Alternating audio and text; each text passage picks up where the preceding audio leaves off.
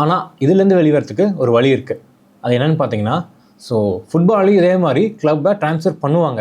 So அப்படி transfer பண்ணும்போது அவங்க நேம்லாம் சேஞ்ச் பண்ண மாட்டாங்க. ஏன்னா ஃபுட்பால் கிளப்பில் நேம் எதுவுமே அந்த ஓன் பண்ணுற கம்பெனி நேம்ஸ் இருக்காது.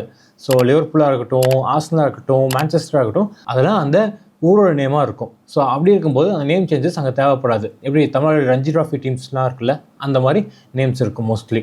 ஸோ அந்த வாய்ப்புகள் அங்கே இருக்காது. ஆனால் இங்கே அப்படி இல்லை. இங்கே எப்படி இருக்குன்னா, அந்த கிளப் நேமோட மற்ற அந்த ஃப்ரான்ச்சைஸ் ஓன் பண்ணுறாங்களே அவங்களோட கம்பெனி நேம்ஸும் கூட சேர்ந்து வருது.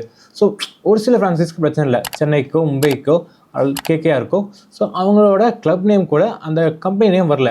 ஆனால் மற்ற டீம் பார்த்துக்கோங்களேன், Delhi capitals, royal challengers Bangalore, sunrisers Hyderabad அப்படின்னு சொல்லிட்டு அவங்களோட நேம்ஸும் கூட சேர்ந்து வருது.